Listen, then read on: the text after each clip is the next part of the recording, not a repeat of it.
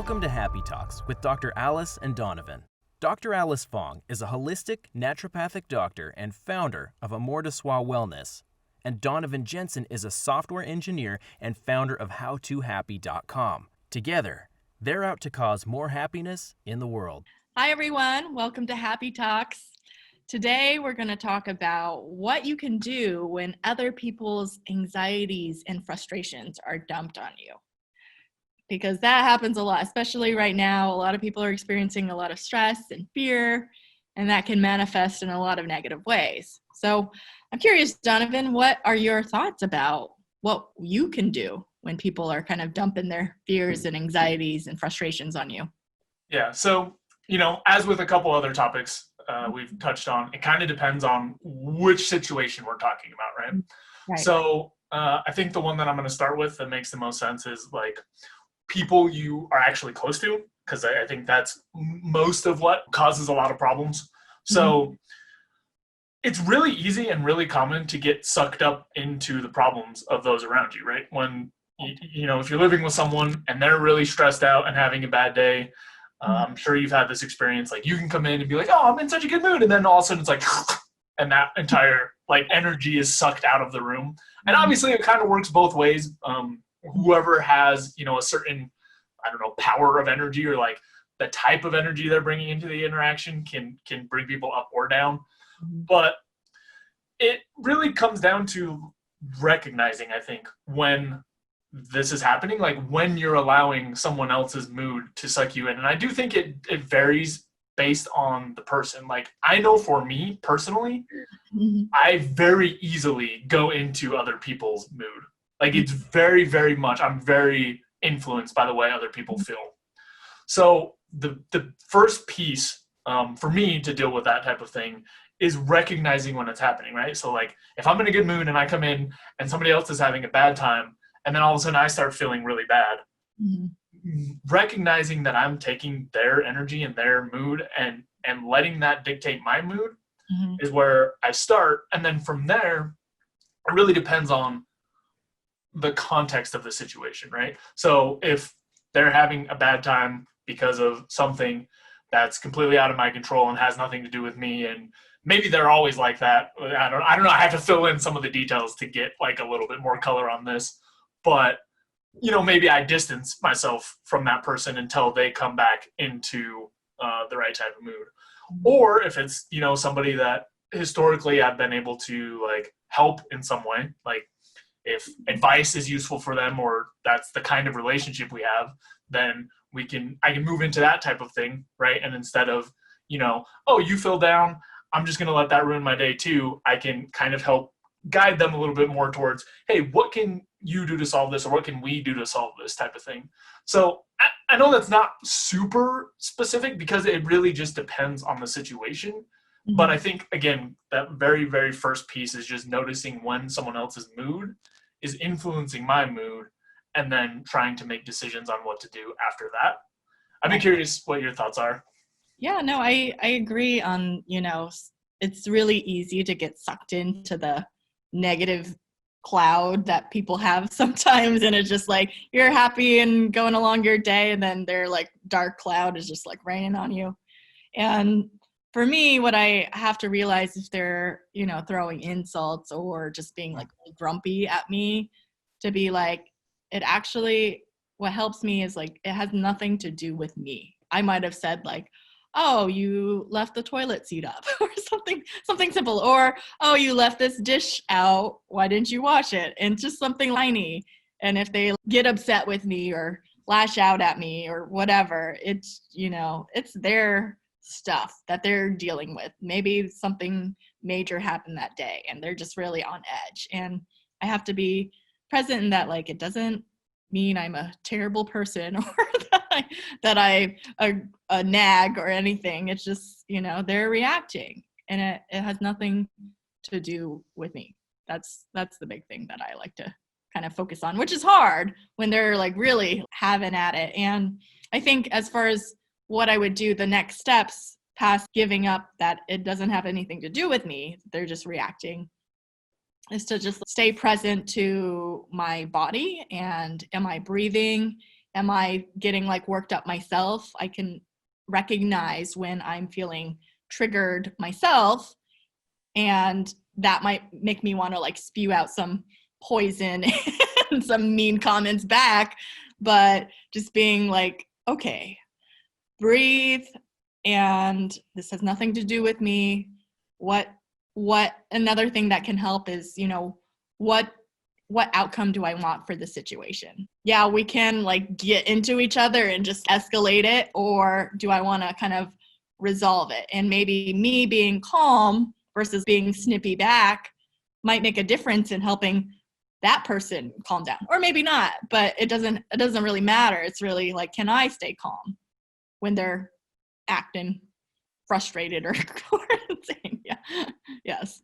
Yeah, and I think that goes back to like what I was saying, just really recognizing that point where their mood is kind of like how it's impacting you, right? Like for me, at least the earlier that I can get a hold of that, the earlier that I can, like you were kind of talking about, get some clarity on like, okay, what do I want this interaction to feel like? Or what is going on here? Like, what is the root of the way this person is acting? You know, there are certain times when people are frustrated or down or whatever else and lash out in a way that even if it seems personal, like you were saying, it's probably not, especially if it's these closer relationships with people that we actually care about and know and see on a regular basis. Generally, we're not trying to treat the people that we enjoy in negative ways, but it happens when other things are going on. So when you can kind of, like you were saying, unravel a layer and see like, okay, I may be getting this sort of treatment. I may be getting kind of this frustration from this other person, or they're projecting their anxiety onto me in a way that's unpleasant. That doesn't necessarily mean that they're frustrated with me at the core. They may be in the moment, but not necessarily as a whole, as my value as a person, right? They're not seeing me as like, okay, now I'm sick of you and I don't like you anymore. But potentially there is one thing maybe that is related to like something you did, but not who you are as a person. And then again, not something that is going to be a permanent type of thing. Right. Yeah, absolutely. Yes. I was just thinking of when someone cuts you off in traffic, and I admit I get angry in the moment sometimes, but it's just when I take a step back and reflect, I'm like, you know, they aren't necessarily trying to piss me off. Maybe they are, I don't know, but it's kind of also being, if someone's reacting at me and their intention is probably not to be an asshole, probably, or maybe it is, but we don't know that. It's just like they're dealing with whatever they're dealing with, and they're stressed or scared or whatever that might be. Yeah, and I don't know how much you've had this experience, probably though. There's been many times where, both in close and in far relationships, where people come with this kind of like aggressive or frustrated or anxious or whatever, some sort of negative energy. And my gut reaction is, like you're saying, to react to that and feed back out the same type of thing. Like, why are you being such an asshole to me? What did I do? Like, what's wrong with you? You know, like some sort of escalation of things. Yeah. But there's many instances, especially when I got tuned into it, where if I meet that negative energy with something positive or accepting or something else besides another negative emotion, that something nice comes out of it. So one of the big switches for me is on my other YouTube channel. I got really negative comments. I still get them. But I used to fight with the person and just fight and fight and fight and fight and fight. Like, no, why are you saying that? Like, that's completely wrong. This is the thing. This is how it works. Oh, really? That's what you believe? Like, and when I acted that way, it would just feed, you know, more and more into this conflict and this energy. And then at some point, you know, I read a book or something happened that changed kind of my perspective on those things.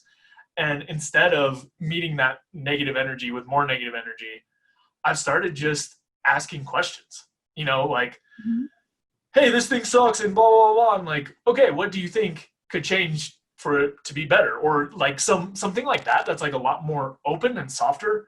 And so many times after that initial frustrated, anxious, whatever, and then seeing that softer energy come back at them, Right. people flip around completely. It's so surprising how quickly so many people just switch their stance. There's been multiple instances of people going like, oh yeah, so I guess what I was asking was this. Sorry. Like, it's crazy because I feel like it's such a natural reaction. At least for me, I don't know how it is for other people, but it's such a natural reaction. Why did you say that? Like, that is wrong. That is for sure wrong. Inaccurate. Right. Yeah. But just this small tweak of noticing as early as I can and then trying to meet it with something a little bit more accepting and open.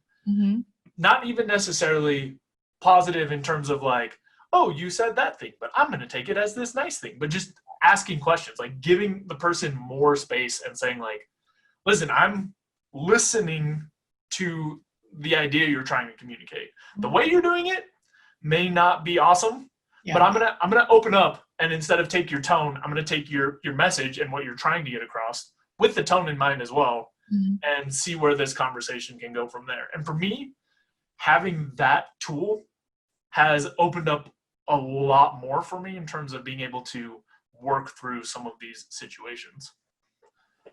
Yeah, no, I definitely think that I've done that practice too, where, just being curious and not reactive, asking questions to really get where they're at, to listen, to understand, why, what is it that's causing them to be this way? Really, like, what happened? That, like, yeah, and you discover some really interesting things. And one thing that I realize is if I'm reacting back versus to their reaction and it escalates, nobody is listening to each other. But you take a moment to step back and listen and ask questions and be curious. That can really shift the dynamic of where that ends. And yeah, and a giant fight can like make all the difference, really. I feel like it really catches people off guard because it's uncommon. I know, like, when it happens to me, when I'm coming in with some kind of like frustrated, high energy, anger type stuff, and the other person on the other end is like, okay, I heard this part. What else are you trying to tell me? Yeah. There's only so long that I can like before all that. All the emotion is vented out, and I'm like, okay, yeah, I feel better now. I can have a normal conversation. And then, a lot of times, and I'm sure this is what it's like on the other end, but a lot of times I'm like, what just happened? Like, I was just completely hijacked by my emotion around whatever thing or whatever this other event is, or my anxiety about this totally unrelated thing. Like, I let this pressure build up and vented it out this way.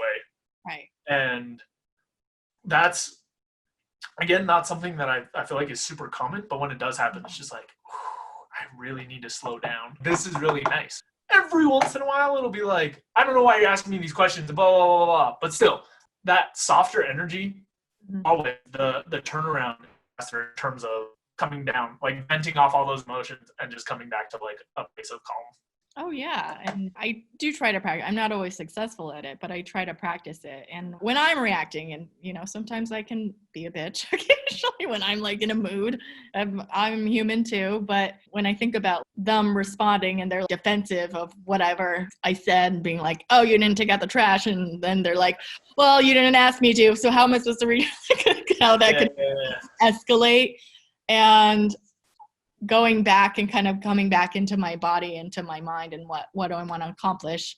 I think about like, oh, if that person were to be like, why is taking out the trash important to you? That would just like de-escalate the whole situation very quickly. Or, you seem upset. What's really bothering you? And I would just be like, I'd have to pause and think about it. What am I upset about? Because I don't know. Yeah. And I don't experience that frequently. Yeah. What were you saying? I was just saying, I think that's one of the nice things about questions, or one of the things that makes them useful, is that when you're in a high emotional state, you can end up just in this like this path of these things that you have to say. Right. And when you get a question, it forces your brain to take some time to try to answer it. Right. Just naturally when you get a question. So depending on what the question is, if it's, soft and open, then it forces your brain to go, okay, what do I actually care about? What is important here, like you were saying? And getting your mindset just shifted a couple inches can make a huge difference in terms of feeding those emotions or letting them kind of get vented out and then relax. Right. Yeah. And one thing that just made me think of an incident where my roommate was kind of like spewing all this garbage and just ranting and venting and all of that. And I was just like being with it, however it came. And then he was about to like storm off to his room. And I said, as he was storming off, and I was like, so do I get to say anything in response? That's all I said. Do I get to say anything? Or are you just going to just attack me and then just leave? And that kind of like stopped him to come back into the conversation and actually like listen to what I had to say. And I was like, wow, I get, this is your perspective of what happened. And this is what was happening over here. And I didn't mean to offend you, or, that wasn't my intention. This is what happened for me. And you don't have to believe me, but give me an opportunity to explain my side if you're willing to, if you want to have a civil conversation. Yeah. And I think that points to a little bit something that's also useful, which is when it's these relationships that aren't, just complete strangers, we actually have a chance to kind of test out things and see what works for that person, right? Like getting an idea of the types of tools and the types of ways that we can approach problems that actually work can really help. Because I could see, if it was just some random stranger, like asking a question like that at that point may not have been helpful, right? It could have been a different type of person who like got even more escalated for that type of question. So I think it touches on another point, which is you have a chance to kind of play around with different ways of de-escalating things or different ways of opening up the conversation. And the ones that work will probably continue to work. And as you learn about someone else and kind of the things that set them off, or when they're in a certain mood, the ways to kind of work through that, I think you get a lot more power in being able to kind of manage things so that the outcomes are closer to reasonable. Yeah, no, definitely. And just to add in there, when you actually try to listen to understand and validate their perspective, because, maybe his perspective was like, I was being super offensive or whatever by what I said or did, even though that wasn't my intention, but me trying to understand what action had him feel so offended and really looking at it from his perspective and being like, okay, I can see that, if you're viewing this perspective from your limited perspective of the situation, and I could see why you might think that was offensive to you. And again, to clarify, I wasn't intending that, but I can understand why that occurred to you in that way. And I think by validating your perspective, not being like, you're wrong, my right, which I think is what causes so many different conflicts. It's like, you're wrong, my perspective is clearly the truth and the reality of the situation. You're just wrong. That doesn't really help calm the situation down, but just really trying to like listen to get why they are reacting in the way that they're reacting can make a difference. Yeah, I think you touched on something super important, which is the validation piece. Because I think a lot of time what escalates, like you were saying, that gets emotions higher and higher is two people feeling like they're not listening to each other. Yeah. And most people's default tool, mine included, when I don't catch myself, is to push harder. Yeah, push your point down. Right? Like you don't understand. So now I'm gonna yell it. I'm gonna scream it in your face. And then you'll get it. That's the way that you will understand what I'm saying. Louder. So I think that's a really, really important point. Even if you don't agree with the situation or the interpretation or what's happening, there's no reason not to validate the position, right? Even if they seem completely wrong. Exactly. If you just say, "Oh, you're wrong," that's does not help. Fuel helps. Yeah, that will burn up and escalate things so quickly. So I think that is an extremely important piece that applies to all kinds of different situations. But just that small validation piece, and it doesn't have to be an agreement. It can just be, okay, I heard that you're frustrated because I did this. That's it. And then you can say something else, whatever else, but just knowing that you've been heard most of the time, or at least a lot of the time, de-escalates things. Absolutely. There's no wrong or right perspective. It's just, there are like facts, but then there's all this perspective that we tend to add, or interpretation that we add to the facts. And that's where it gets really messy, and it doesn't have to be that way. Yeah. So there is one more little piece that I wanted to touch on, which is we've kind of been talking about like a whole bucket of emotions together, in terms of like anxiety, frustration. Yeah. I guess those are the two main that we've touched on. Yeah. I kind of wanted to separate them out just a little bit. Okay. I do think that there's like some different ways to handle the different emotions. So what we've been talking about is probably a very strong way to resolve frustration type emotions. I want to kind of move into like the anxiety pieces. And there's a couple things that came to mind as we were talking, which the experiences I've had with people with anxiety is what'll happen is, instead of, directing some sort of negative energy at me, there's some other sort of thing that needs to happen. So for example, I don't know, you need to go to the doctor and you've had this cough for 3 months and you need to go. And, somebody has anxiety around, like, I don't want to do that.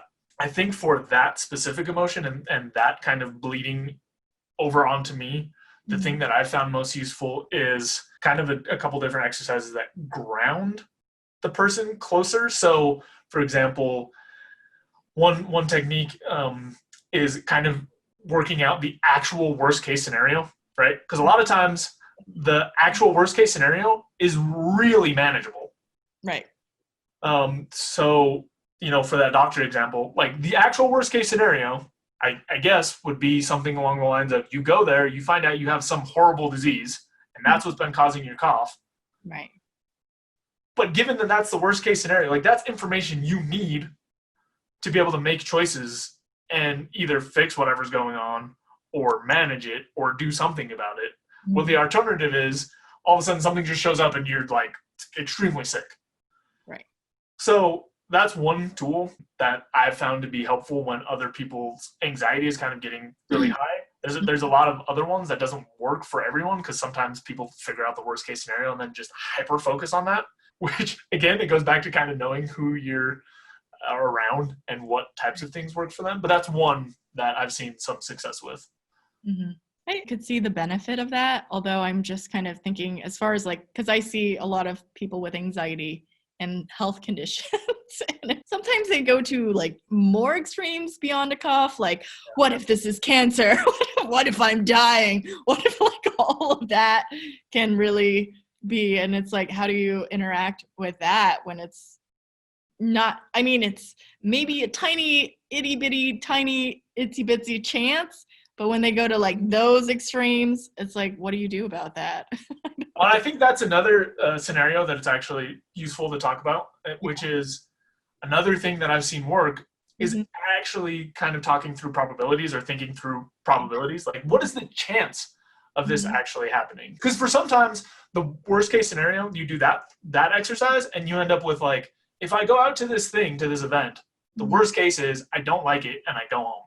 That's really not that bad. But for, like what you were talking about, what I've seen some success with is probabilities, right? So, I have a very small cough, I'm probably going to die. And it's like, okay, out of the times that anyone has coughed ever, out of the times that you've coughed in your life, what are the chances? What are the odds that this is something life-threatening? And it doesn't work for everyone, because some people have a hard time like grounding into, kind of like numbers and analytics and stuff. But for other people, it's really helpful to say like, okay, this is a 0.001 chance. Right. That's 1 out of, I don't know, a million. I don't think that math is right, but that's fine.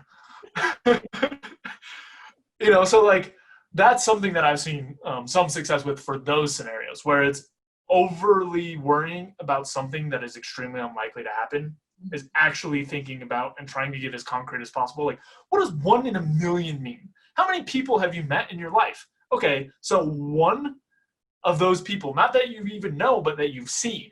That's the odds. Right. Although I also have like a very anxious partner who's an engineer. He's just wanting to rule out all, like, even the tiniest possibilities of everything. And I'm like, really? It's like he's afraid to go to, I don't know if I mentioned this before, to go to the gas station too frequently because maybe the last person, he could still wear gloves and his mask, but maybe the last person had COVID and has left those droplets in the air, and he could like pull up and breathe in those droplets at the gas station. So I'm like, I guess that's maybe a tiny chance that could happen, but are you going to stop getting gas because of that? I'm just like, really? Yeah. So. And I think that goes back to another tactic that I've found some success with, which is kind of weighing out the trade-offs. So it's kind of like, okay, so maybe we've went over the odds for like, how likely is that really to actually happen? What are the chances of that? And then what are you giving up? You know, so like, what are you paying to avoid this amount of risk, right? Because like every activity has some amount of risk of something. Exactly. So, and again, I'm very analytical, so it's like way more on the analytical side because that's what works for me. But it's about weighing, okay, here's this 0.01% chance. And here's the thing, like, okay, if I don't get gas, I can't go anywhere. So like, is never being able to go anywhere worth the cost of this very small chance of getting sick? Right. And a lot of times for me, at least, once I am able to kind of like see the two options in front of me, because what happens, I'm hyper focused on, here's a very small chance of this bad thing, and I don't want that. But it's not calculating, okay, but every choice is like a different mix of risks. So there's a cost to not doing it. So a lot of times for me, at least, when I see both of them side by side, instead of just the one, like, I don't want to get in a car crash. And it's like, yeah, but you need to go places. Yeah. So I mean, a car accident's likely, but the thing is, it's just like, it's funny because a lot of people are more afraid of flying, but you're more likely to get in a car accident than like a plane crash. But I don't always feel like people are rational when it comes to fears. So, yeah, I don't know why economics has that as the basis that people are rational, because that's not true. Even if you look into psych for 3 seconds, you'd be like, I don't know about rational. Yeah. But I think just as I'm spouting off a bunch of things about anxiety that I found useful, another one is to kind of recognize what the experience will be like in terms of anxiety. So I guess I have had a lot of experiences where I would go, ooh, I feel anxiety, so now I'm not going to do this. And switching my mindset around a little bit to, I'm going to feel anxiety. This is not representative of the risks that I'm going into. Like, I'm going to have to deal with this feeling. It's going to be here, and I'm going to not want to do this thing. Like for me, I get like social anxiety, right? So I don't want to go to this party. I feel a lot of fear around it. But knowing and just accepting that feeling is going to be part of the experience or part of what I'm going to do, the activity, has helped me at least. I don't know, I feel like some control over the situation, even though the emotions don't line up in the way that I want. Like, what I want is to just feel calm and go. Yeah. But knowing that some amount of anxiety is going to be present, I can prepare to like, okay, I'm going to feel this. I still think it's valuable. Like, I've weighed out the different options. I still think it's valuable to do this. So part of doing this is going to be me having to manage this feeling and not letting this feeling dictate what I do, because my more like analytical side has reasoned out that this feeling does not align with the best outcomes. Like, if I listen to this, I'm not doing the things that I want. If I listen to this, then like, it's trying to warn me about something, but the thing that this feeling is trying to warn me about is wrong. Right. Based on like, I know the whole picture. Right. So I just have to deal with it and move forward. That's helped some for me in situations where, kind of, I know the structure beforehand. I know I'm going to feel anxiety, and I can at least mentally prepare, even if the feeling itself is uncomfortable. I've already accepted that that's part of the activity. Yeah. No, I think that's a really good way to look at it. And I think about, if you can kind of like separate yourself out of what the outcomes are, like really kind of going back to the worst case scenario, like you going to that party, you feel anxious, but it's not like you're going to die at the party or something like that.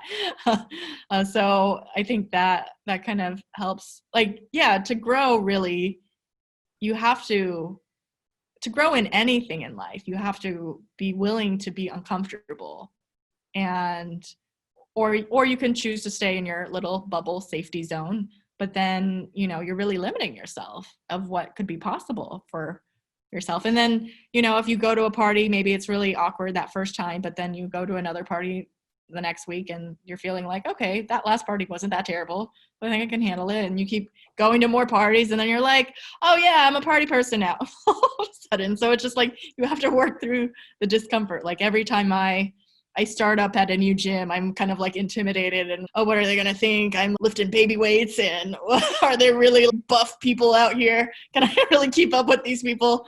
And it's just like, I'm going to be able to lift what I can lift, and that's all that I could do. And I want to work out. I want to improve my health, and that's why I'm here. And it doesn't matter if people are lifting like 5 times what I'm lifting. I'm just going to do what I can. And that kind of helps. And usually everyone's encouraging and not judgy me. It's just like in my head that they're like going to think poorly of me for some reason. Yeah.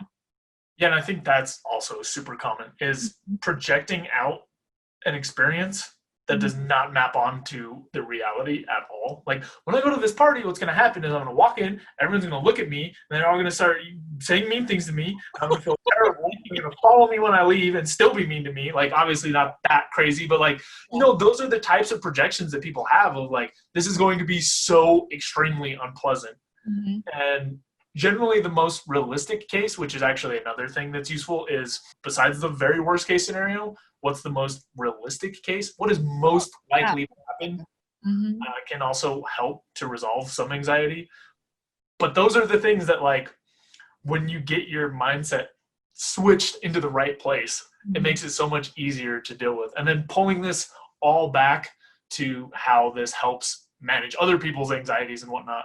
All these tools, we're talking about them from first person because that's how we use them, but it can also be really helpful when you're feeling anxiety to have someone else just remind you of some of these things, some of these other reframes, some of these other ideas. And not every tool works perfectly for everyone.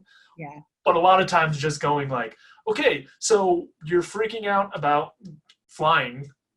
Remember, like, driving is a lot more dangerous. You drive every day. So for some people that might not work, but for other people it might be like, okay, I can think of that. Or like, okay, you're going to fly. Anxiety is going to be part of that experience. That doesn't mean you shouldn't do it. Like, okay, all these different tools, and just kind of reminding other people. And again, it depends on the relationship. You need to like approach it softly. You need to make sure that they actually want your advice, types of things. But this can help alleviate some of the anxiety that other people have around you, so that you're not sucked in as much. And it also, at least for me, makes me feel a lot better, because like when I see people kind of freaking out and I have no idea what to do, then it's more likely to affect me and make me start freaking out. So knowing all these tools gives me a little bit more ability to manage some of the stuff going on around me. Right. Yeah. No, I totally agree. And I think one thing I got out of that was just, if someone is dealing with stress or anxiety or frustration or whatever it is, to kind of step back and kind of assess where they're at. Maybe they're not in a place to hear logic or reason, or maybe they are. Maybe that would make a difference for them, and being like, okay, I probably am not going to get in a plane crash. Or maybe they just really need someone to like listen to them and be open and actively present with them. So it's just kind of gauging where they're at, what they need, or even asking like, what is it that you need right now? What would make a difference for you? It's like, I see that you're frustrated. I see that you're anxious. What can I do to help? That might, and then they could tell you. And maybe they just need to vent for like 5 minutes and you just like take it and just be like, okay.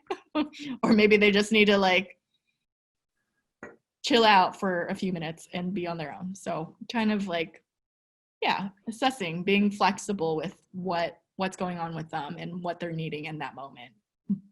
Which that's probably one of the easiest tactics and often so overlooked, right? Is just asking people what they need. It goes back to that like soft, open response to like, different types of energy, but just like, okay, I see that you're feeling anxious. What do you need? It's so easy. It's so easy and so simple. And I know, like for me, and I'm sure everybody else, like I forget to do it so much. So often I'm just like, okay, this is what we got to do. But like just asking, I don't know, 70% of the time, the person is going to be like, this is what I need right now. And you can go like, oh, okay, here you go. Yeah. Another thing that I wanted to key off of that you were saying is seeing kind of the level that people are at. Yeah. And I was thinking about, I talked about all these like thinking analytical tools and stuff, but there are some times when people are such high anxiety or so far in their heads that what they need is someone to help ground them in terms of like some mindfulness practice, right? Some sort of like, hey, let's just take a minute, like tune into your body. Those types of practices, especially if you're at a high emotional level, some of those things can really help to just bring you down a couple notches by getting you out of your head even for a few minutes, just like slowing down those rapid fire, like, what about this? What about this? This is going to be bad. This is going to be terrible. This is going to be terrible. So that's another thing that I thought of that could be helpful. Yeah, definitely. For sure. Great. So I feel like we've covered this topic quite a very wide spectrum of all the different ways that it could go and a lot of different tools that we can, utilize when people are kind of spewing out their frustration or anger at you. So awesome. Well, thanks everyone for tuning in and we'll see you next time.